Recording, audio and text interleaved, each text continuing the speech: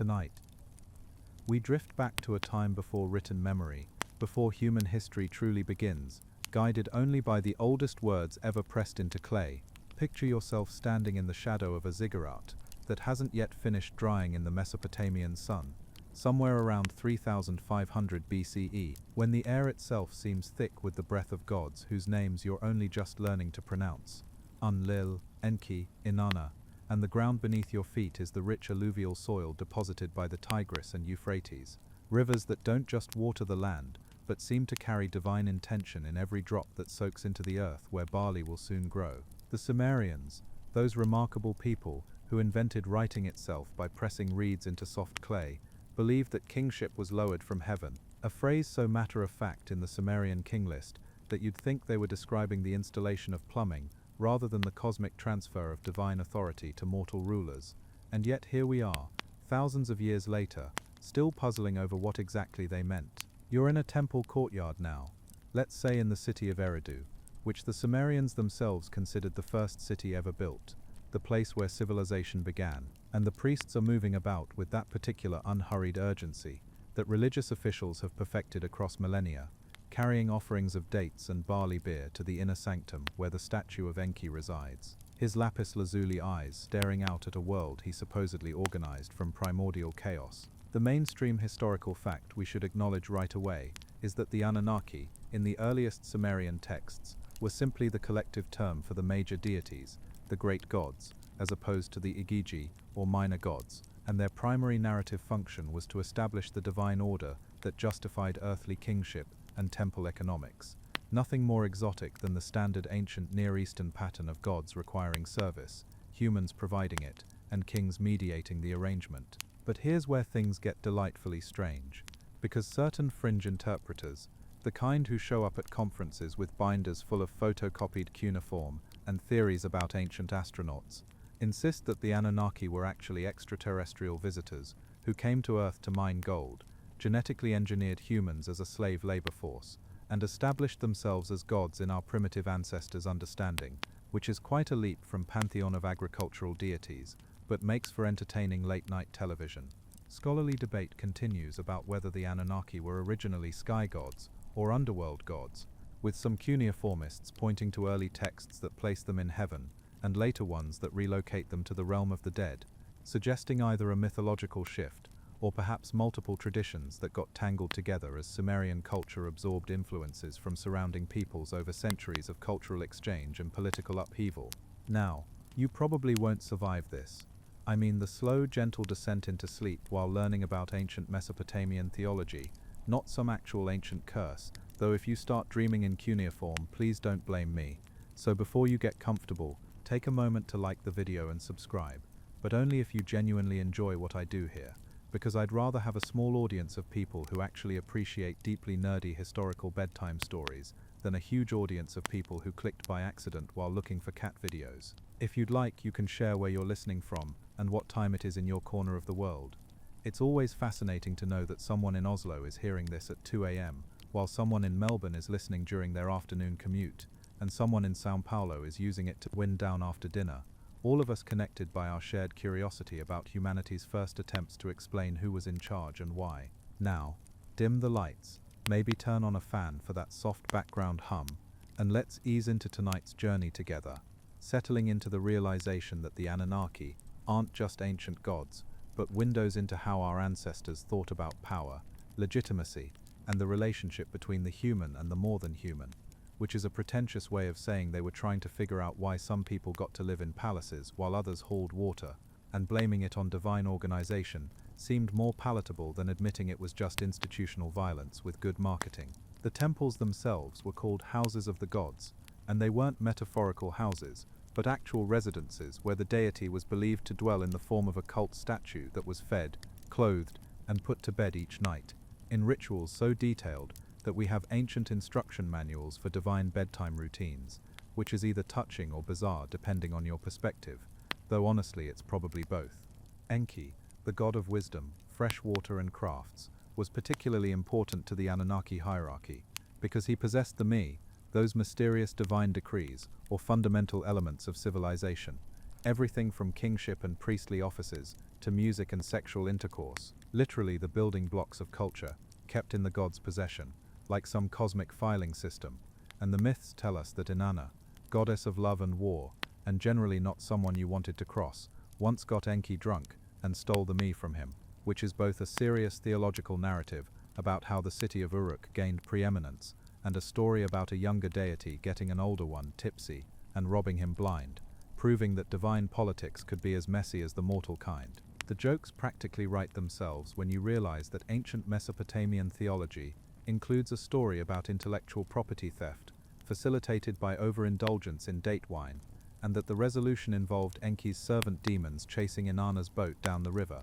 which sounds less like cosmic mythology and more like a very strange episode of a supernatural police procedural. You can almost hear the priests explaining to confused worshippers that yes, the great god of wisdom got drunk and lost the fundamental components of civilization to a goddess who then sailed away laughing. And no, this doesn't undermine your faith in the divine order. It actually explains why Uruk is so important now. Just go with it. The concept of divine council was central to Anunnaki mythology, with the great gods gathering in assembly to make decisions about the cosmos and humanity, which meant that even in the divine realm there was bureaucracy, committees, and presumably the ancient Sumerian equivalent of someone saying we could have done this in an email, because apparently even immortal beings couldn't escape organizational inefficiency. The assembly motif appears repeatedly in texts like the Atrahasis epic, where the gods gather to decide the fate of noisy humanity, and in the Epic of Gilgamesh, where they convene to determine whether the Great Flood was perhaps an overreaction to the problem of human overpopulation,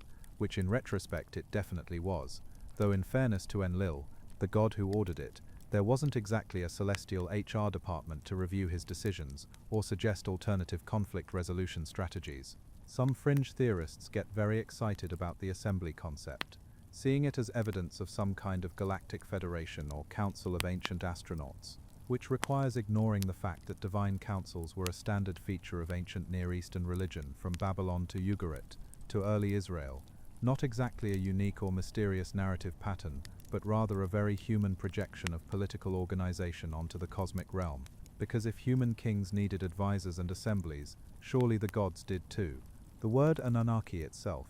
breaks down etymologically to something like offspring of An, or princely offspring, with An being the sky god, the highest deity in the Sumerian pantheon, though his actual narrative presence in the myths is surprisingly minimal given his supposed importance. He's more like a retired CEO who technically still has the title, but doesn't come to the office much, leaving the actual work of running the cosmos to younger, more ambitious gods like Enlil and Enki, who apparently inherited both divine authority and divine dysfunction in equal measure. The city of Nippur was considered the earthly residence of Enlil, the storm god and executive director of the divine assembly, and controlling Nippur meant controlling the religious legitimacy of your kingship, which is why every aspiring empire in Mesopotamian history fought over this particular city like it was the ultimate prize, because you could conquer every other city-state in Sumer, but if you didn't control Enlil's temple, you were just a successful warlord, not a legitimate king appointed by the gods to rule on their behalf.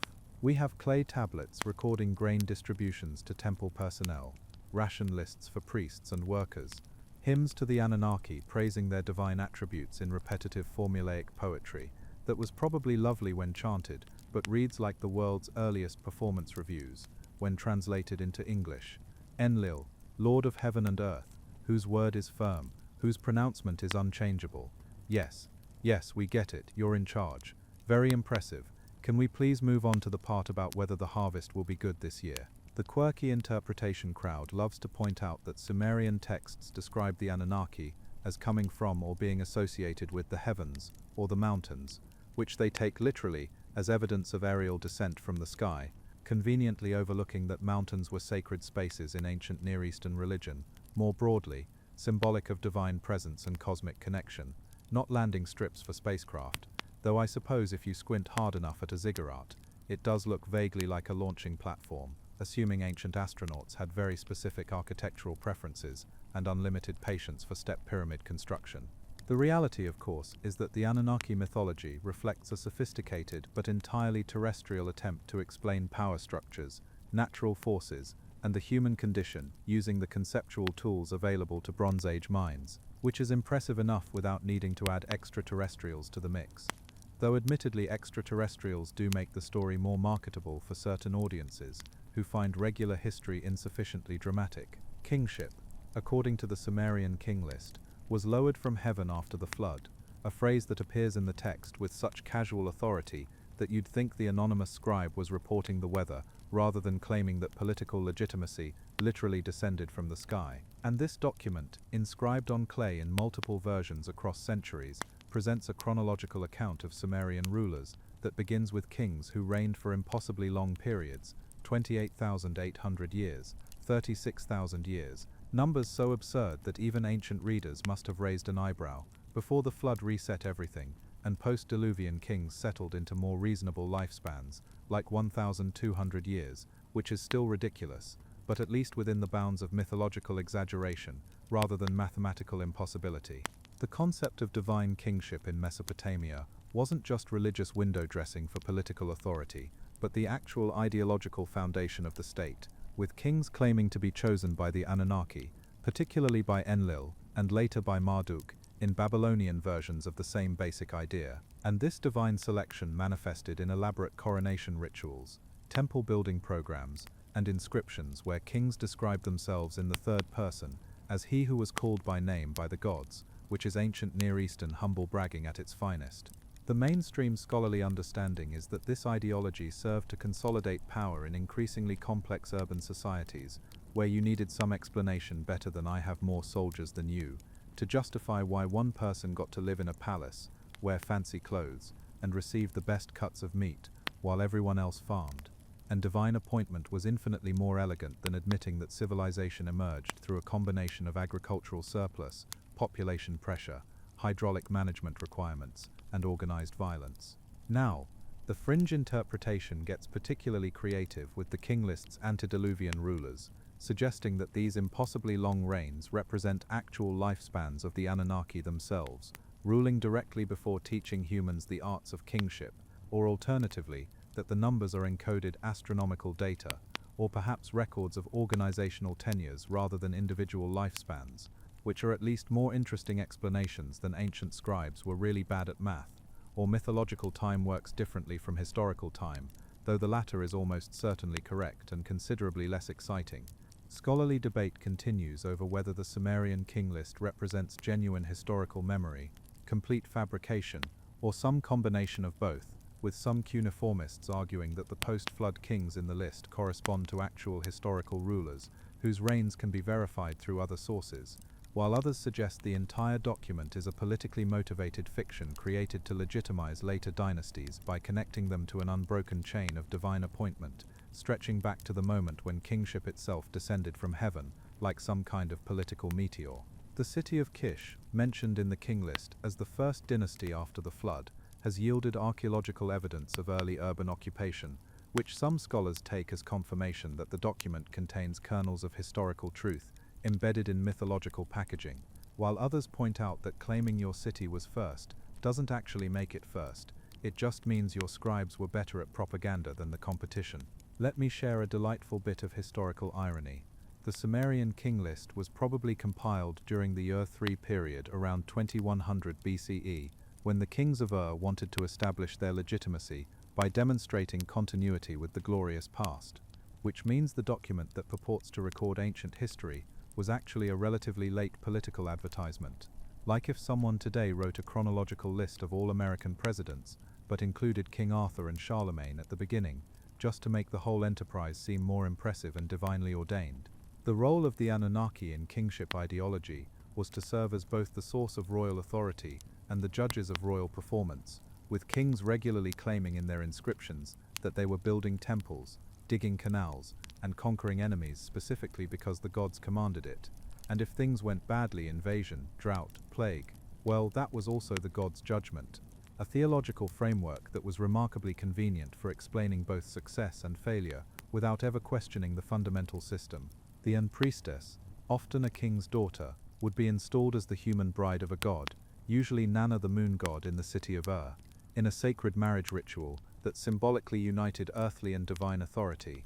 And these priestesses wielded considerable power, managing temple estates, participating in religious festivals, and occasionally writing poetry that has survived to the present day, proving that even in a patriarchal theocracy, women could find spaces of influence, though admittedly it helped if your father was the king and could arrange for you to marry a god. Some fringe enthusiasts get very excited about the sacred marriage ritual, seeing it as evidence of literal sexual contact between humans and the Anunnaki, which requires a particularly literal reading of symbolic religious practice and a willingness to ignore that sacred marriage rites were common throughout the ancient world, from Mesopotamia to Egypt to Canaan, representing the fertility of the land and the prosperity of the community, rather than actual divine human intercourse. Though I suppose ancient astronaut theorists never let anthropological context get in the way of a sensational interpretation. The famous Walker vase from Uruk, dating to around 3200 BCE,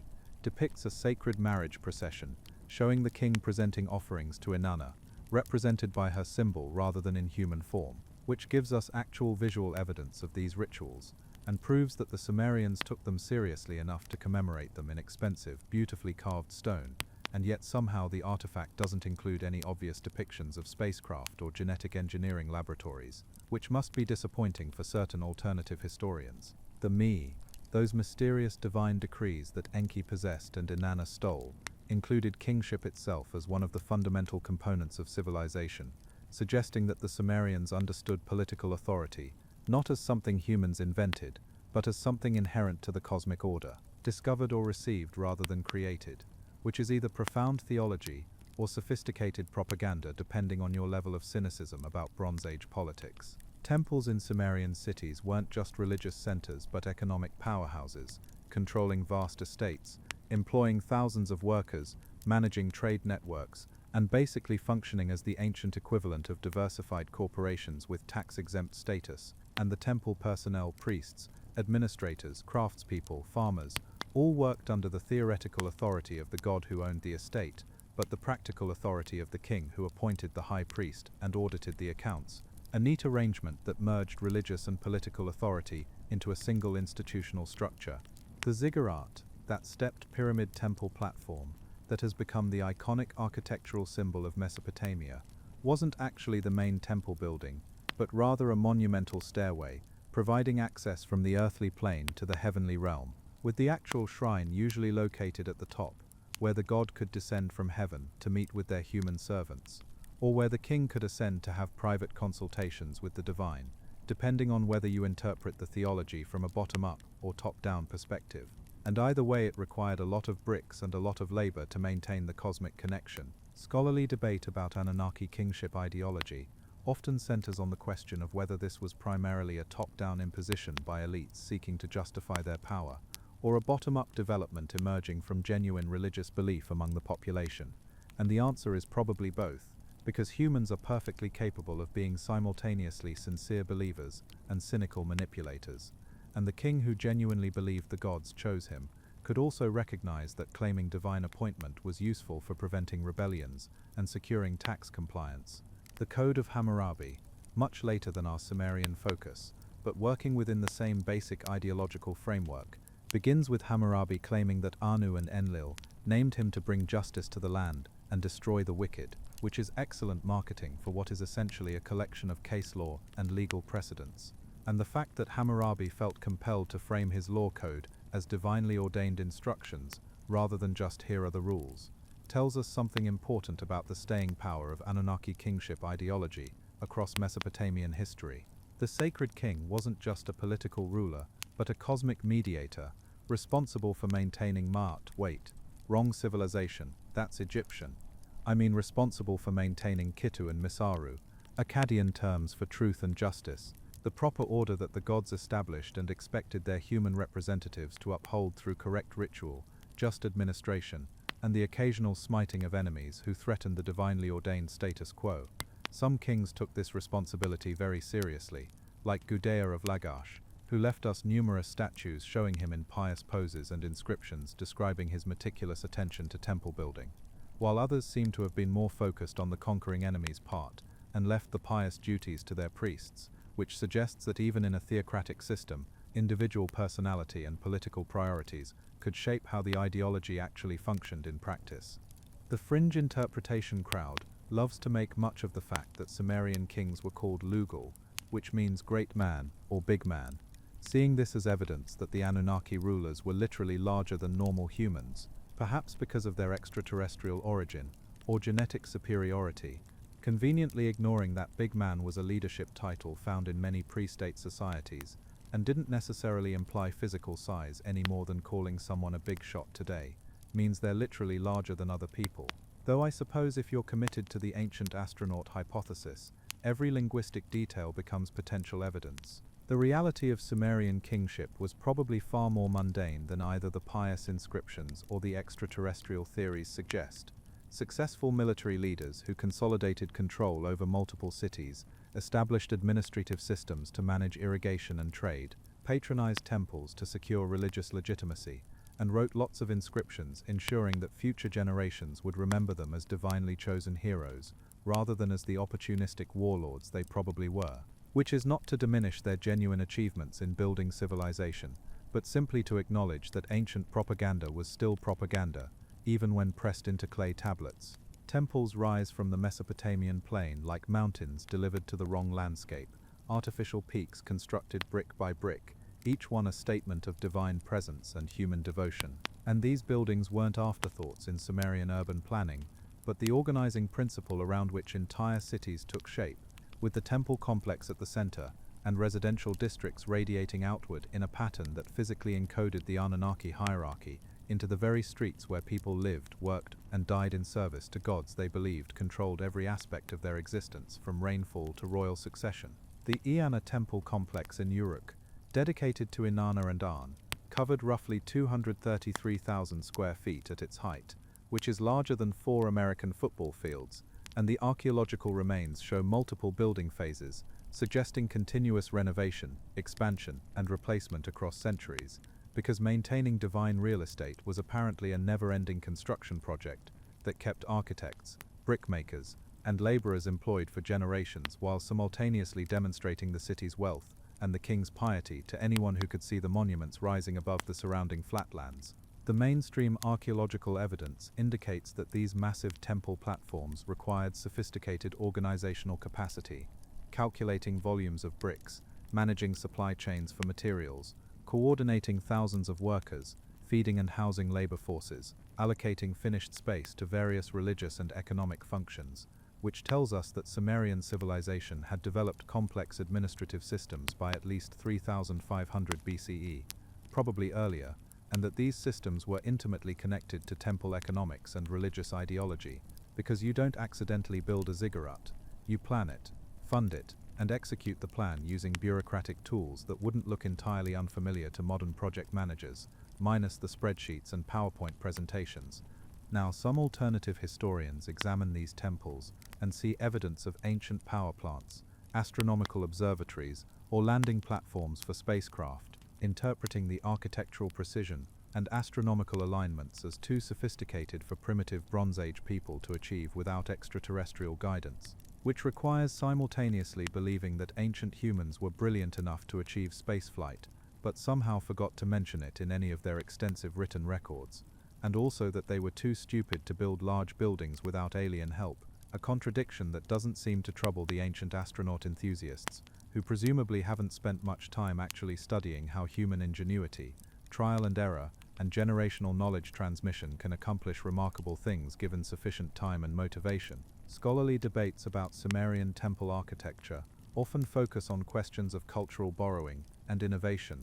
Did the Sumerians invent the ziggurat form or adapt it from earlier architectural traditions? What was the relationship between temple and palace complexes? How did architectural styles spread across city-states? To what extent did temples serve economic versus purely religious functions? And these debates matter because the answers help us understand how Mesopotamian civilization developed, how power was structured and legitimized, and how religious ideology translated into physical space that shaped daily life for everyone, from the king to the lowest temple sweeper. The White Temple at Uruk, built around 3200 BCE, sits atop a massive platform and features a central hall flanked by smaller rooms, a layout that became standard for Mesopotamian temples and suggests that certain ritual patterns had already crystallized into architectural form, with space allocated for the cult statue, for offerings, for priestly preparation, for storage of ritual implements, each room encoding a different aspect of the relationship between the Anunnaki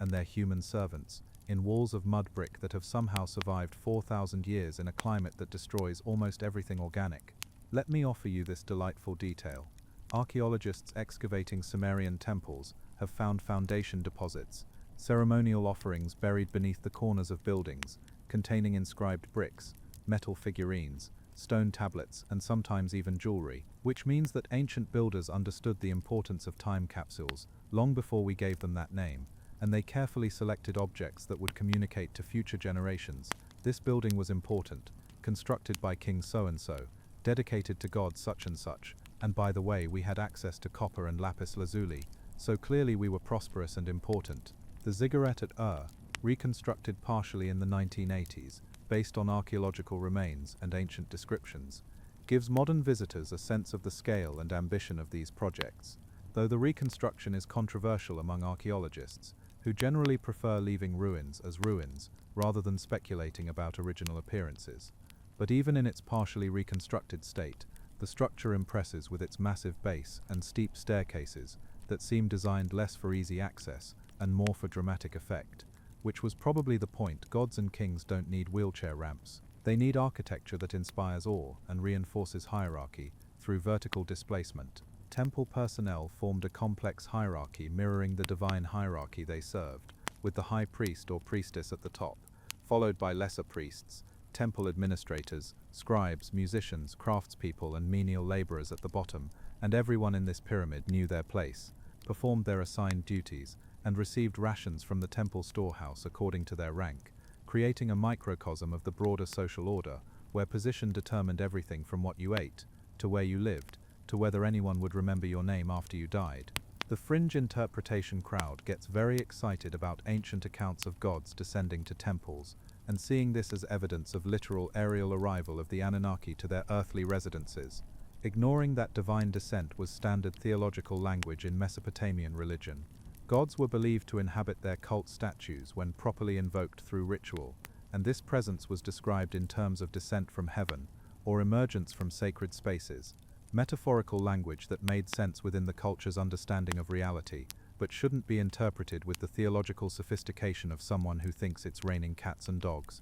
is a zoological weather report. Ritual purity was obsessively maintained in temple contexts, with detailed regulations about washing, clothing, proper timing, and acceptable offerings because the Anunnaki were apparently quite particular about how their human servants approached them, and violating purity codes could result in divine anger, manifesting as illness, crop failure, military defeat, or personal disaster, which was an excellent way to ensure compliance with priestly authority, since any misfortune could be retroactively explained as punishment for ritual error, a theological framework that made temple personnel nearly immune to criticism. The sacred marriage ritual, performed annually in some cities, involved the king, or a priest acting as the king, and the priestess consummating a symbolic union that represented the god fertilizing the land, ensuring agricultural abundance for the coming year. And this ritual was serious business, involving elaborate preparations, specific costumes,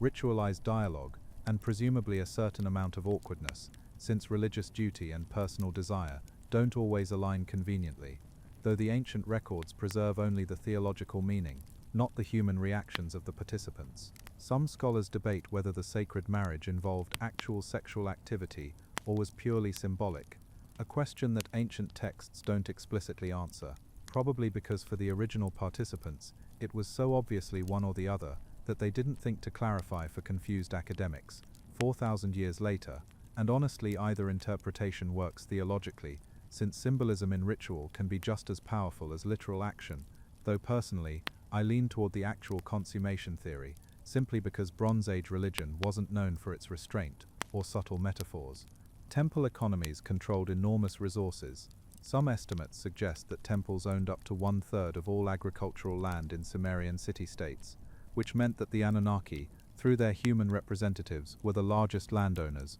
employers, and economic actors in Mesopotamian society, a situation that conveniently benefited the priestly class who managed these resources in the god's name, and somehow always ensured that the deity's earthly needs included comfortable accommodations and generous rations for temple personnel. The Gudea cylinders, inscribed by the ruler of Lagash around 2125 BCE, describe in exhaustive detail the construction of a temple to Ningirsu, including divine instructions received in dreams, the procurement of exotic building materials from distant lands, the proper performance of rituals, and the successful completion of the project. And while these texts are later than our main Sumerian focus, they preserve earlier traditions about how temple building functioned as religious duty, economic enterprise, political statement, and literary opportunity, all rolled into one monumentally ambitious project. Alternative historians love to point out that Sumerian kings claimed to receive architectural instructions from the gods in dreams and visions,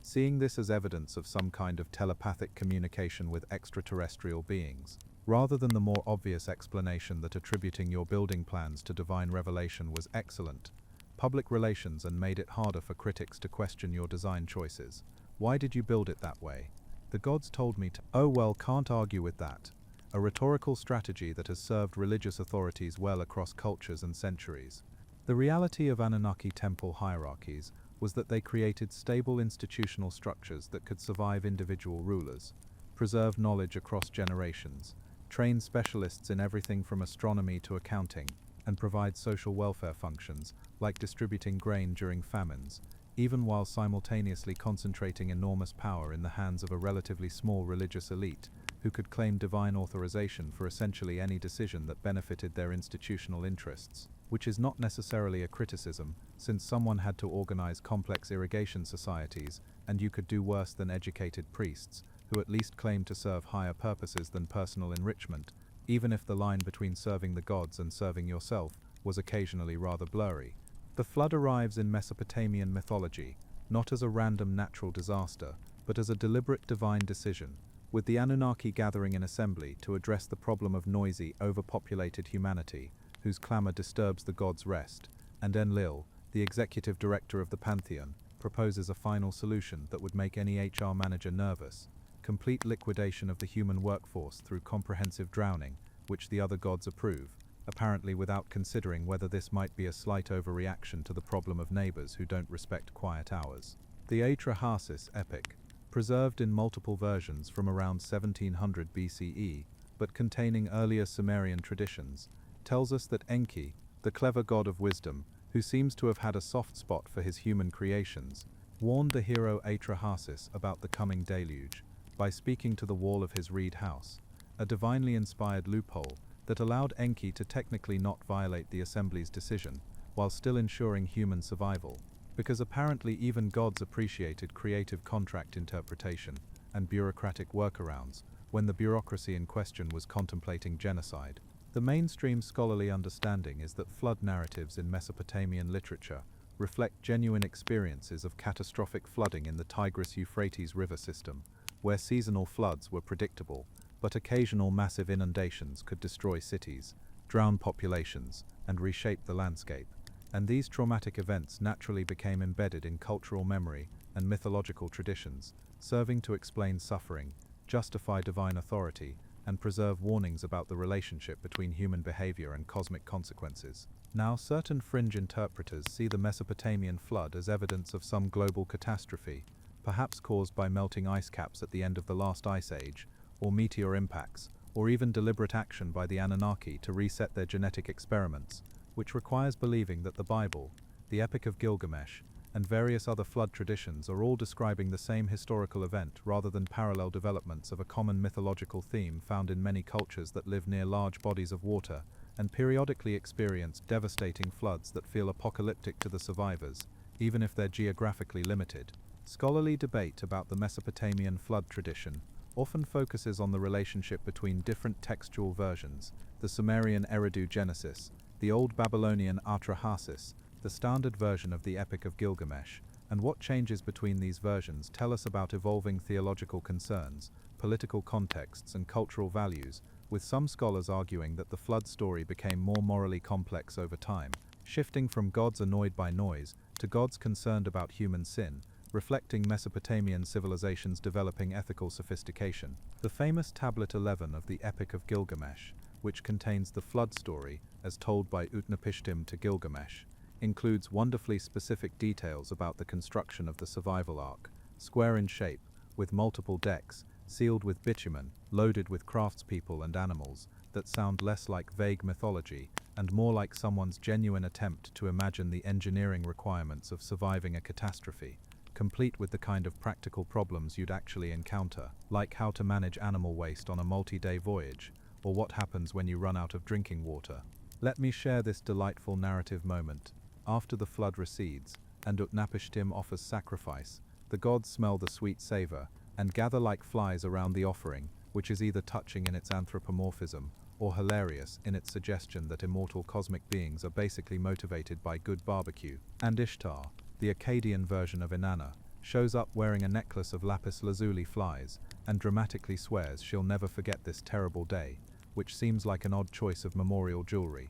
but apparently worked for her. The gods' reaction to the flood's aftermath is fascinating because they express regret and horror at what they've done. Even Enlil, who ordered the flood, eventually accepts that maybe total human extinction was a bit much, and this divine remorse suggests that Mesopotamian theology could accommodate the idea that gods made mistakes, could change their minds, and weren't necessarily all-knowing or perfectly just, which is a more nuanced view of divinity than you might expect from ancient religion, and certainly more honest about authority figures than most modern political systems. The concept of continuity after the flood is crucial to the Anunnaki kingship ideology, because if the flood destroyed everything, how do post-flood rulers claim connection to the divine order established before the deluge? And the solution was to have the flood-surviving hero receive immortality and divine wisdom, becoming a kind of living bridge between the old world and the new, preserving the knowledge and legitimacy that would otherwise have drowned with everyone else, which is elegant theology and also convenient politics,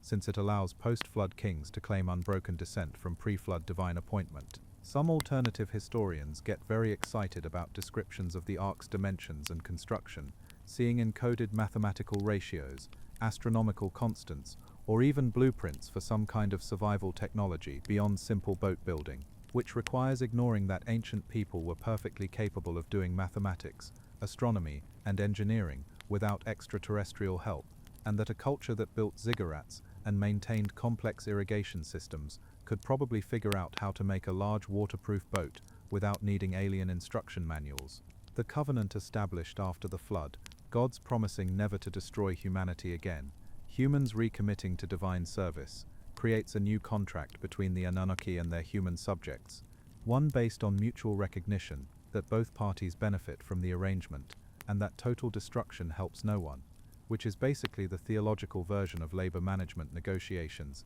ending with, well, I suppose we need each other, a pragmatic compromise that lacks the romance of unconditional divine love, but has the virtue of honesty about power relationships. Scholarly debate continues about whether the flood represents a historical break in Mesopotamian civilization or mythological processing of societal transitions, with archaeological evidence showing cultural continuity across the periods when mythology places the flood, suggesting that the catastrophe, while perhaps based on real flooding events, functioned primarily as a narrative device for explaining change, justifying current political arrangements, and providing a reset point for chronologies that had become impossibly tangled by accumulated generations of rulers and dynasties.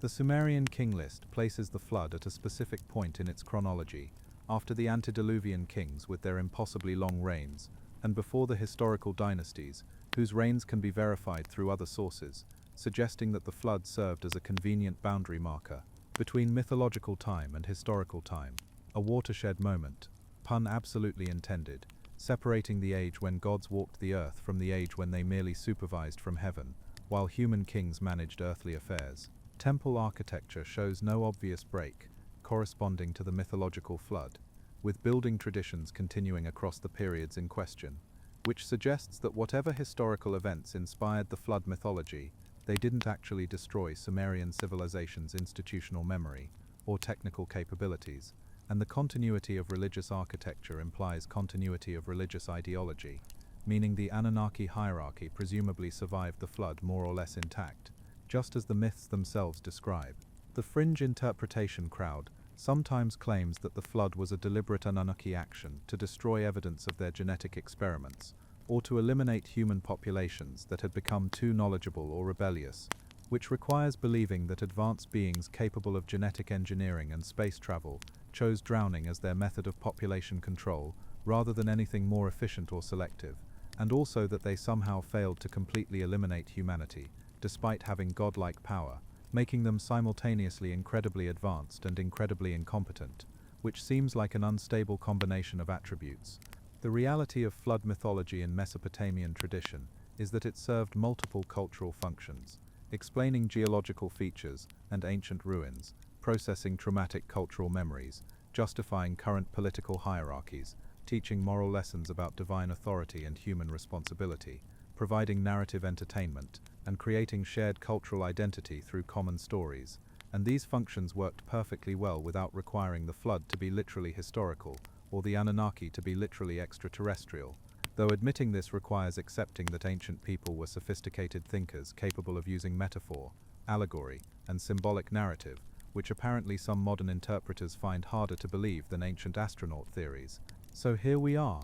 thousands of years and hundreds of clay tablets later, still trying to understand what the Anunnaki meant to the people who first pressed their names into soft clay and baked those names into permanence under the Mesopotamian sun. And the honest answer is probably that they meant different things to different people. To the king, they were the source of political legitimacy. To the priest, they were employers and the justification for institutional authority. To the farmer, they were the explanation for why rain fell or didn't fall, and why some people lived in palaces while others sweated in fields. To the merchant, they were the cosmic accountants who demanded proper offerings and maintained the trade networks through divine favor. To the child, they were the characters in stories that explained how the world worked and why things were the way they were. The temples still cast long shadows across our understanding of ancient Mesopotamian civilization, those massive brick platforms that concentrated wealth, knowledge, and power in structures whose ruins can still be visited today. If you don't mind the geopolitical complications of traveling to modern Iraq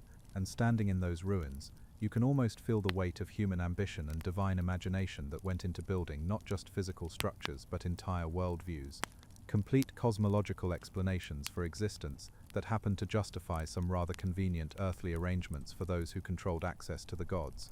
Modern scholarship has given us remarkable insights into Sumerian religion, deciphering cuneiform tablets, excavating temple complexes, reconstructing economic systems, and analyzing theological developments across centuries. And while we've learned an enormous amount about how the Anunnaki functioned within Mesopotamian culture, we've also learned to be humble about the limits of our understanding, to acknowledge that ancient people thought differently than we do, that their categories don't map neatly onto ours, and that some aspects of their experience are probably permanently inaccessible to us, no matter how many tablets we translate or how many temples we excavate. The alternative interpretations, the ancient astronaut theories, and the fringe readings of Sumerian texts persist despite the archaeological and textual evidence, because they serve different cultural needs than academic history. They provide excitement, mystery, a sense that reality is stranger and more wonderful than the mundane explanations of scholars, and perhaps most importantly, they offer a narrative of human exceptionalism, where our ancestors were visited by advanced beings who found us interesting enough to uplift, which is more flattering than the historical reality that humans slowly figured things out through trial and error across thousands of years of agricultural development and urban experimentation. The mainstream and fringe interpretations will probably continue to coexist, speaking past each other in mutually incomprehensible languages, because they're ultimately addressing different questions. Historians asking what did these texts mean in their original context, and what do they tell us about ancient Mesopotamian society, and alternative theorists asking what if ancient texts contain hidden evidence of dramatic truths that mainstream scholars are suppressing or missing, and there's probably not much middle ground between those two approaches, though perhaps there doesn't need to be, since humans have always told multiple stories about the past, and different narratives serve different purposes. What we can say with confidence is that the Anunnaki, whether you interpret them as agricultural deities, political ideology, cultural memory, or ancient astronauts, represent humanity's earliest sustained attempt to create comprehensive explanatory frameworks for power, authority, natural forces, and the human condition, and that attempt, preserved in clay tablets that have survived millennia, continues to fascinate us, because it speaks to fundamental questions that we're still asking, Who's in charge? Why are they in charge? Is the authority legitimate? What do we owe to powers greater than ourselves? And how do we make sense of a world that often seems controlled by forces we can neither see nor fully understand? The Sumerian scribes who first wrote these stories down had no idea that 4,000 years later, people would still be reading their words, debating their meanings, and using their ancient gods as evidence in contemporary arguments about history, theology, and the nature of human civilization. But perhaps they would have appreciated the irony that the Anunnaki, whose rule they recorded so carefully, have achieved a kind of immortality through writing, existing now not in temples or heaven, but in libraries, databases, and YouTube videos like this one, eternally preserved in a medium far more durable than they could have imagined. As you drift off tonight, maybe you'll dream of ziggurat platforms rising from the desert, of priests chanting in a language no one has spoken in millennia, of gods gathering in assembly to decide human fate, of kings claiming divine appointment, while their scribes carefully record the propaganda that becomes our history. And maybe you'll wonder what stories future people will tell about our own power structures, our own attempts to explain who's in charge and why, and whether they'll understand us any better than we understand the Sumerians, or whether the gap between us and them is not nearly as large as we like to think, since apparently every civilization needs its origin stories, its divine legitimation, and its explanations for why some people build the temples while others live in them, receiving offerings and giving orders in the name of powers that exist somewhere between collective belief and institutional authority. If you've enjoyed this journey back to humanity's first attempts at comprehensive theology and political theory, please do subscribe to the channel, because apparently even in the age of the internet, we still need people who are willing to make bedtime history content about ancient Mesopotamian divine hierarchies, and I'm apparently one of those people, happily talking you through clay tablets and ziggurats, in the hopes that you'll find it just interesting enough to keep listening, but just soothing enough to facilitate sleep, which is a narrow target audience, but apparently you're part of it, so thank you for being here. Now, as your breathing slows and your thoughts drift like sediment settling in the Tigris after the annual flood, let yourself sink into the knowledge that the Anunnaki ruled, and whether they ruled from heaven, from temples, or from the collective imagination of Sumerian civilization, their rule shaped the world we inherited, giving us writing, urban planning, legal codes, religious institutions, political ideology, and the basic assumption that someone or something must be in charge, and that authority requires justification beyond simple force, which is perhaps the most enduring legacy of those ancient gods, whose names were baked into clay tablets that outlasted their temples, their cities, and their civilization, surviving to whisper across millennia that humans have always needed stories about power, and that the best stories get written down and preserved for future generations to puzzle over and interpret and use for their own purposes, including apparently as material for bedtime history videos designed to gently guide you into sleep, while simultaneously filling your head with Mesopotamian theology, which might give you strange dreams but probably not stranger than your brain's usual nighttime processing. So rest well, sleep deeply, and may your dreams be filled with temples and tablets, and the long shadow of ziggurats, stretching across time itself. End of script. Sweet dreams.